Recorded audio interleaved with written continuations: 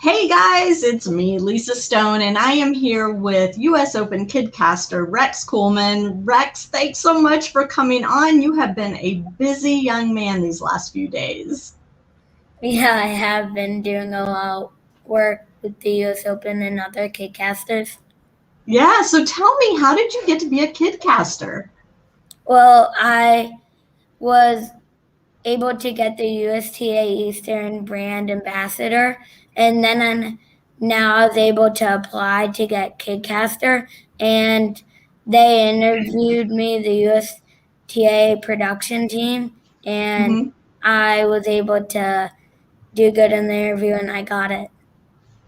Tell me what's involved in being USTA Eastern Brand Ambassador. How did that come about? And I guess you explained that led to you being chosen as a KidCaster. Well, like a USTA Eastern Brand Ambassador, it's like you just represent USTA Eastern, but it's kind of the same thing as the KidCasters, except you're not representing the US Open. Got it. So when you say represent, does that mean like at tournaments and things, or are you doing things out in the community? Well, you just do a lot of things with USTA, and you on tournaments you can do it, and you also are just trying to help other kids get involved in the sport. Got it. Okay. And so you play tennis yourself, obviously. I know this because your parents are Parenting Aces premium members. They are smart tennis parents. And tell me what you love about playing tennis. Well, I love the competition you have on court, and I love competing with other people and making new friends along the way. And how old are you, Rex? I'm 9 years old. You're 9. And I know from talking with your parents that you play up in the 12s a lot. So you must have a lot of friends that are a couple years older than you. What is that like being around the bigger kids? I mean, it definitely feels different. I mean, you learn a lot from them, especially when they're better tennis players. So I feel like I learn a lot, and they help me improve a lot, a bunch of my friends. Where do you train and who's your coach? I train at the John McEnroe Tennis Academy in Randall's Island, and Mm-hmm. my coach is Mark. I love it. So let's go back to the KidCaster thing because that's why you're here today. And I was in the Zoom call for US Open Media Day last week, and I look up and there's this kid on the Zoom call. And then I saw your name and I emailed your mom and I'm like, wait a minute, is Rex your kid? And it was so funny. She's like, yeah, he's a KidCaster. I'm like, I've never heard of a KidCaster. So tell us what your job is as a KidCaster. Well, we do a lot of stuff on social media to represent the U.S. Open, and we do a lot of broadcasting with this show called The Changeover. It's a And daily show, right? yeah, I think it's like once a day. Mm-hmm. And so talk about your experience at Media Day, because one of the things that you got to do as a KidCaster was you got to ask a question of all of the players that came into Media Day, right? Yeah. And so what was your favorite question that you got to ask, and what was your favorite answer that you got? I mean, there's a lot of. My favorite question I got to ask was the one on rap music with Bianca Andreescu. Mm-hmm. And my favorite answer was Novak Djokovic. Talking about Gumby and Spider-Man? Yeah. Yeah, yeah. I love that. And then I saw on your Twitter after I saw you practicing your splits, yeah? Yeah, I'm still working on them. Are you going to get to go to any of the tournament this year?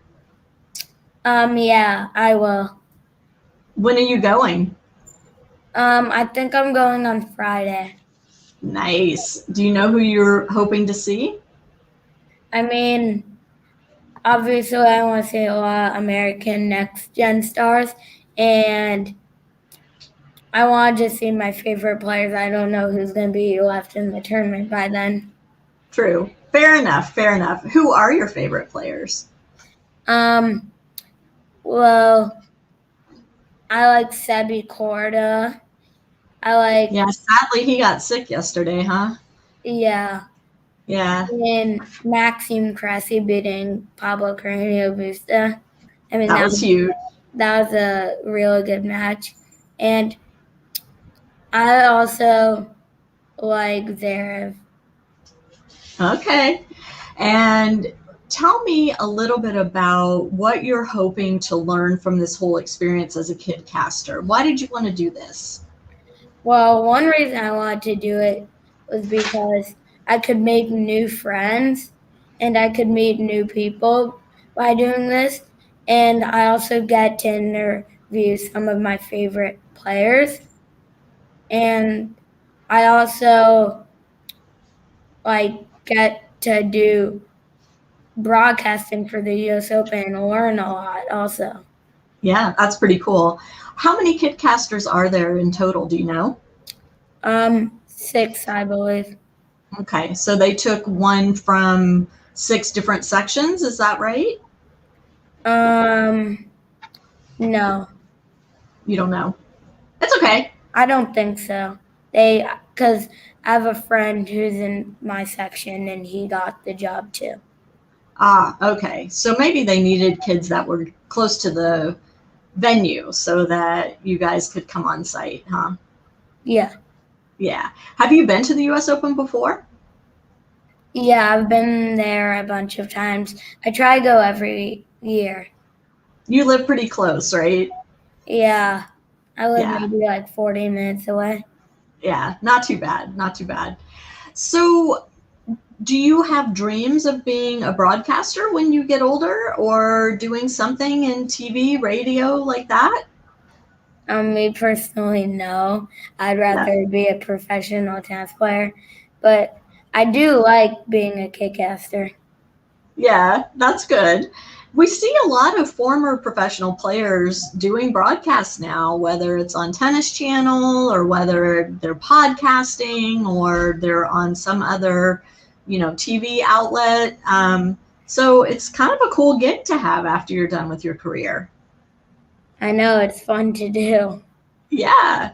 So, what are some of the things that have kind of been a challenge for you with the KidCaster job? What some of the things that maybe you were a little nervous about or not sure how they were going to go?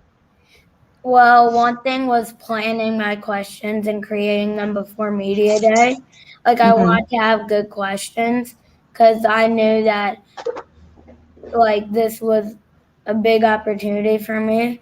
So I was very nervous there. And I mean, also when I did the changeover, the show, uh, I was also um, nervous. I wasn't as nervous because I had done more kid casting, but I Mm-hmm. think I'm getting better at handling nerves along the way. How do you think you'll use that in your tennis matches going forward? I mean, it'll remind me that it's okay to be nervous, but just stick to your plan and keep doing it.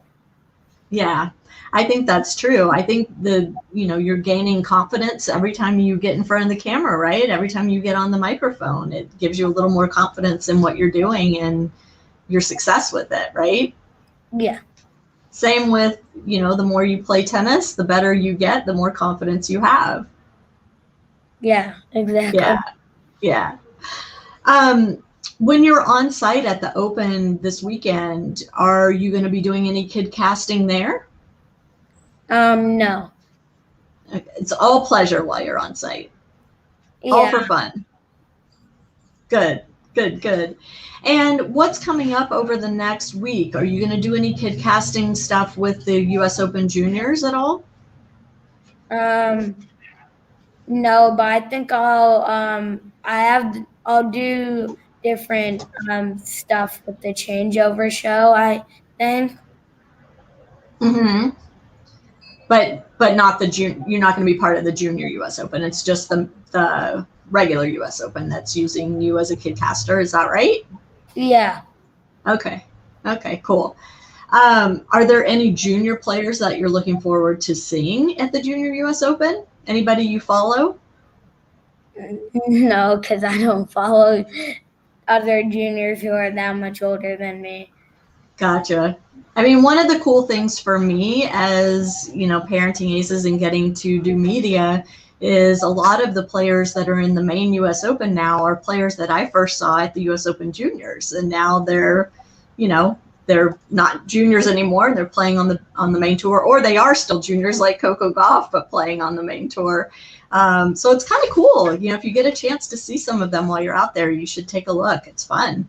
You never know who's going to break through on the main tour. Yeah, you don't. Plus, you can learn a lot by watching them, right? Do you feel like, watching the players, are there things that you're looking for when you're out there as a tennis player yourself that you're trying to learn from them? Yeah, I mean, by just watching them, you learn that they give like 100% intensity all the time, even when they're like losing dramatically. And like they also like take water breaks, and they just do a lot of good habits that I think you can learn from. Sure. And are there some of those habits that you've kind of learned and taken into your own ways of playing tennis now? Yeah. Like what? Well, like I used to like barely even do water breaks. I would like have like a small sip, and then I realized that like it wasn't good for my body, especially in the heat. So I started drinking more on Right. changeovers. Did you watch the Rune match last night when he played Djokovic? And when he started cramping, that was really hard to watch, yeah? Yeah. Yeah. Has that ever happened to you? I've cramped in a match, but I haven't cramped like really bad yet. Yeah, good. Hopefully you never will. It's awful. I can tell you as the mom, nobody wants to see their kid cramp. It's no fun to watch. And that was hard to see last night, but I know you're a big Djokovic fan. So were you cheering for Novak from home last night? I mean, I wasn't really cheering for anyone. I mean, because like none of them are Americans, but like I kind of want Holger Rune to win, but he didn't win. No. So you mentioned that you like watching the next gen. Who's your favorite among that group?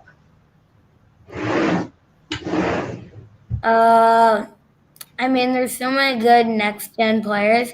I think I'll go with Holger Rune. Okay. What about of the young Americans coming up? Do you have a favorite? Sebi Korda.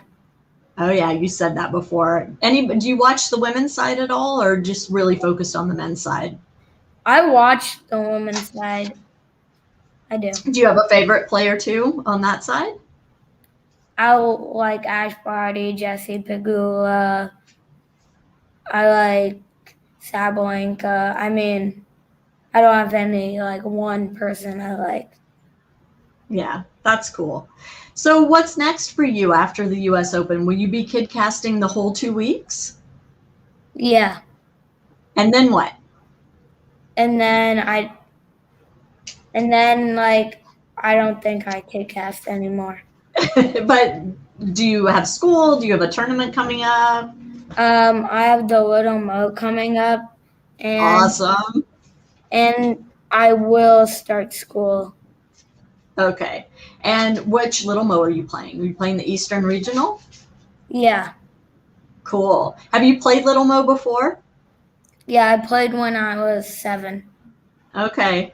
So, and they didn't have them last year, right? Because of COVID. Yeah, they did. Yeah. That's one of my favorite tournaments for young players. I'm really excited that you're going to be playing Little Mo, and I hope you have a great tournament and just kick some booty out there and use all these lessons you're learning by being a KidCaster at the US Open to perform well and keep growing your game. I think it's just so exciting. It's really nice to meet you. I've met your mom and dad on Zoom, but hadn't met you yet. So I'm really happy to meet you. Thank you. Happy to meet you too. Good. Well, Rex, thanks so much for chatting with Parenting Aces, and continue to have fun. I'm going to keep my eye out for you on the different broadcasts over the course of the next week and a half. And I hope you get to meet all the players that you want to meet and that you get to see lots of great tennis while you're there this weekend. Thank you. Thanks so much. We'll talk soon. Enjoy the rest of the tournament. See you soon. Thank you.